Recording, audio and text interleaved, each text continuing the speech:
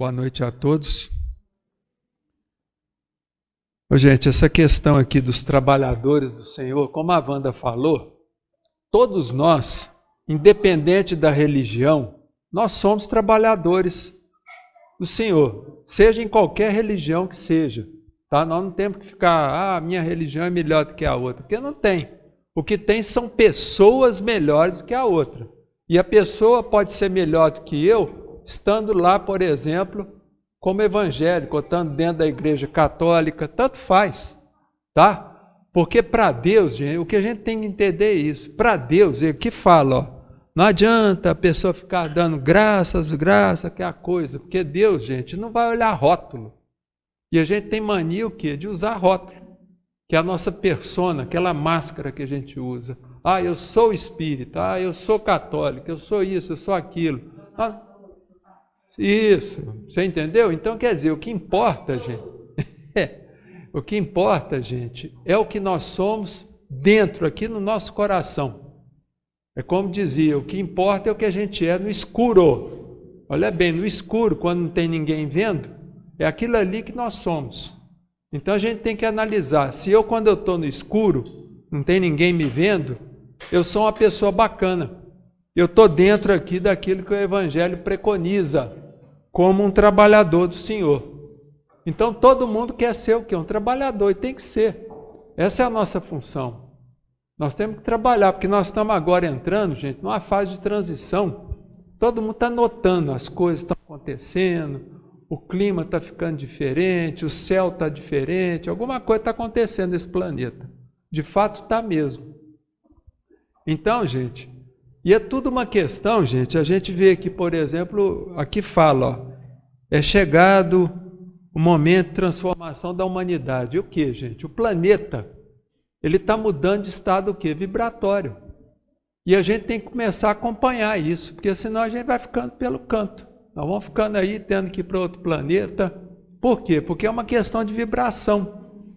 E quais são as vibrações que a gente tem que procurar buscar? São vibrações de amor, tá certo? Vibrações de humildade, de fraternidade, de paciência, tá? Em todos os cantos, tá? E aqui fala que a gente tem que se unir uns aos outros para poder, não é? Conquistar aquilo que nós estamos querendo. Porque de fato, gente, a gente não consegue nada nessa vida sem que várias mãos nos auxiliem. Quer dizer, não, eu quero ter isso. Quer dizer, todo mundo depende de alguém. Nós dependemos um dos outros. Tá certo? Então, para a gente construir essa jornada que nós estamos caminhando aí, ó, nós precisamos de uma pessoa ou outra para nos auxiliar. Então, a gente tem que o quê? A gente tem que fazer calar, como diz aqui no Evangelho, a gente tem que fazer calar os nossos melindres. O que é o nosso melindre que fala aqui? É o nosso orgulho, nosso egoísmo, nosso enjoamento, aquela mania que todo mundo tem de querer o quê? Fazer valer o seu ponto de vista. Meu ponto de vista é que é o certo. Não, não é. Então, quer dizer, dentro de um centro espírita, a gente vê isso muitas vezes. Eu não estou falando aqui na comunhão, porque a comunhão é quase uma exceção, tá? Porque aqui... Mas você vê muitos centros espíritas, a gente vê muito paciente que nos procura, que é espírita, tudo. Às vezes é de São Paulo, reclama, mas aqui é cheio de coisa, o sujeito não pode olhar de lado, não pode olhar dali, que o pessoal já tem gente para criticar. Então, quer dizer, é aquela coisa que a gente tem de querer o quê? Impor nosso ponto de vista. Nós não temos que impor nada. A gente tem que aceitar o ponto de vista dela, e você tem o seu, tá certo? Lembrar que isso aí faz parte da boa convivência de um relacionamento. Então a gente tem que buscar isso, tá? Porque não é fácil, gente, a gente querer trabalhar com Cristo. Porque vocês vejam, por exemplo, a gente quando nasce, como dizia o Chico, aqui ó, ele sempre falava que o sujeito só de ter nascido já tem 30% de treva no cangote. Quer dizer, já vem a treva ali no cangote, que é coisa do passado nosso. Quer dizer, agora, e quando você resolve trabalhar com Cristo, ainda tem o quê? Aqueles que são os inimigos do Cristo, os inimigos do bem, que vão em cima de você ali para poder o quê? Te fazer escorregar numa casca de banana. E vão colocar a casca de banana no seu caminho, tudo quanto é canto. Então a gente tem que tomar, além disso, esse cuidado. A gente tem que vigiar por nós e vigiar também pelos outros, os companheiros nossos. Então quer dizer, é orar um pelos outros. Quer dizer, se eu estou ali numa comunidade religiosa, eu tenho que orar um pelo outro. Eu oro pelo meu companheiro, pelo meu outro companheiro, e os outros oram por nós, porque não é fácil, gente, a caminhada do trabalhador que se prontifica a trabalhar com Cristo. Não é fácil. É burdoada de todo lado. É no trabalho, é no trânsito, é dentro de casa, é na família. Então, quer dizer, a gente tem que estar o quê? Procurar engrossar o lombo, porque nós vamos tomar pancada mesmo de todo lado. E isso é normal. Tá? A gente não tem que ficar esperando só, o sujeito vai me... Não. É esperando coice e alfinetada de todo lado. Mas o fulano foi bom comigo. Opa, eu estou no lucro. É isso aí, gente. Quando alguém é bom com a gente tem que agradecer a Deus. Falar, eu estou no lucro. Porque num planeta igual esse não é fácil. Tá? Então é lembrar disso. O trabalhador, os obreiros do Senhor, eles têm que ficar com os dois olhos bem abertos. Tá? Não só por eles, mas como pelos companheiros também. Tá? Procurar auxiliar, procurar estar sempre disposto a orientar. Tá certo? E principalmente orando uns pelos outros. Tá? Aqui no nosso trabalho de desobsessão de quarta-feira, há muitos anos, um espírito benfeitor, ele falou para o doutor Elias, que dirigiu o trabalho, falou assim, vamos anotar o nome de todo mundo no caderno, e aí toda vez antes de começar os trabalhos, vamos falar o nome de cada um e pedindo prece para cada companheiro nosso. Então até hoje, tem mais de 30 anos, ainda tem esse costume lá, o caderno, que lê o nome de todos os participantes e de todos aqueles que já participaram, que não participam mais, para que nós possamos orar uns pelos outros. Tá certo, gente? Então é lembrar disso, é lembrar que para Deus não tem rótulo. Então quer dizer, não adianta a gente ter a aparência do bem. A gente tem que ser o quê? Bom. Mas eu não faço mal. Mas você faz o bem? Então faça o bem, porque não basta só fazer o mal. Tá? Porque o fato de você não fazer o mal é arroz com feijão. Agora, a gente tem que procurar, além de não fazer o mal, procurar fazer o bem.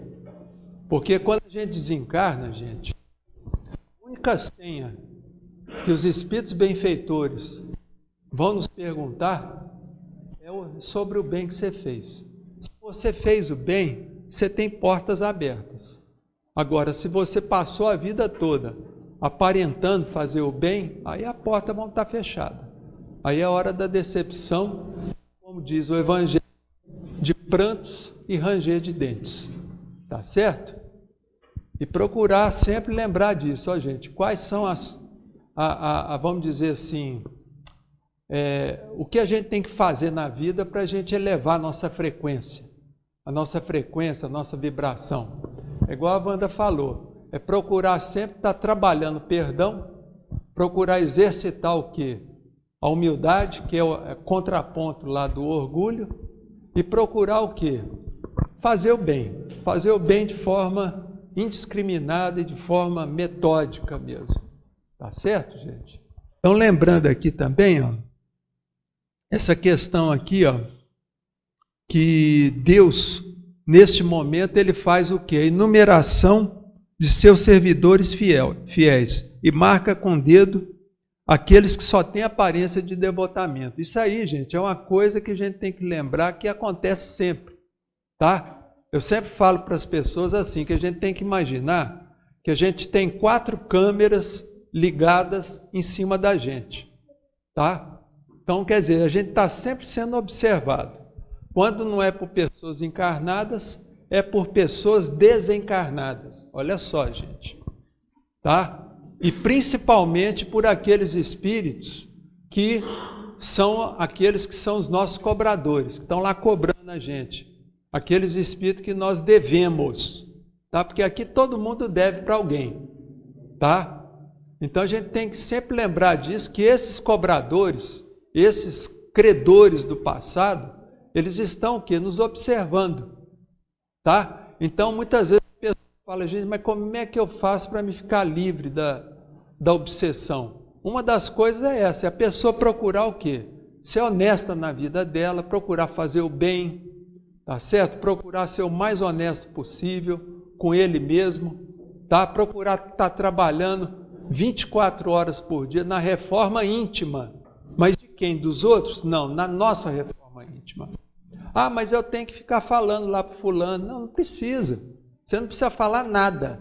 O que importa, gente, é o exemplo que a gente dá.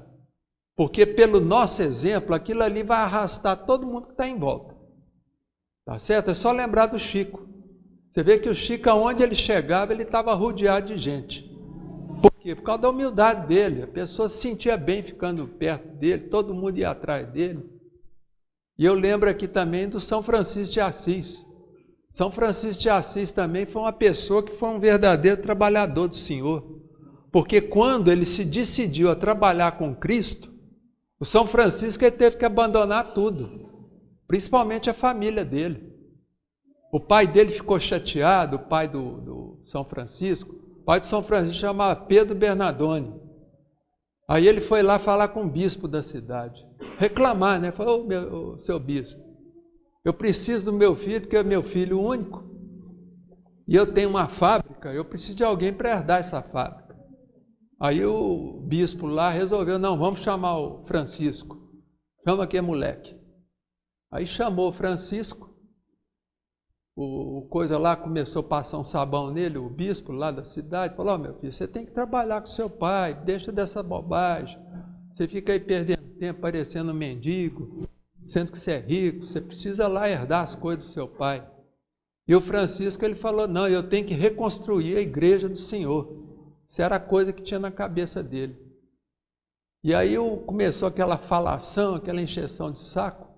Aí o São Francisco, sabe o que ele fez, gente? Ele tirou a roupa do corpo. Ficou nu, completamente nu. E pegou a roupa assim, ó, do corpo, e chegou para o pai assim e falou, pai, tudo que é seu, que eu tenho, está aqui, ó, toma. E jogou no colo do pai. Olha só o que ele fez, gente. Qualquer pessoa fala, não, mas que sujeito mal criado, né? Mas não, ele teve que fazer isso. Por quê? Porque senão eles não iam entender. Aí ele saiu pelado lá de dentro da igreja, e o pessoal jogou um saco de aninhagem nas costas dele, amarrou com corda de bacalhau. E aquilo ali ficou sendo o quê? O uniforme dos franciscanos. Um saco de aninhagem ali com uma cordinha de bacalhau. E você vê que beleza essa passagem de São Francisco. Ele falou não para o pai, falou não para o bispo, para quem tinha que falar, e foi seguir o quê? O Cristo, trabalhar na obra do Senhor. Tá?